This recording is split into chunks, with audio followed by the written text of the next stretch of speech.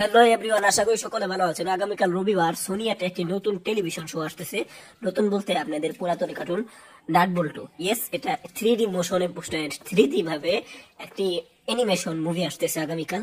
তো এর আগেও গোপাল ভাঁড়ের 4-5টা মুভি এসেছিল, যেমন আমরা দেখি Rudra movie, Shiba movie, Motu Patlu movie দেখেছি।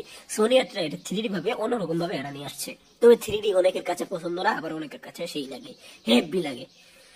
তো তো আগামীকাল টেলিভিশনে প্রিমিয়ার হচ্ছে 23শে ফেব্রুয়ারি রবিবার 1টা, নাট বল্টু আর ভূতের বাড়ি ওয়ার্ল্ড টিভি প্রিমিয়ার শুধুমাত্র সোনিয়াতে।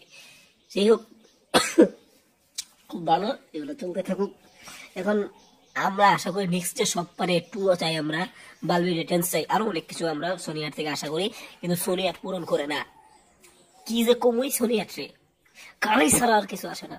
সোনিয়ার একেবারে গেছে গেছে গেছে গেছে। থ্যাংক ইউ, ধন্যবাদ।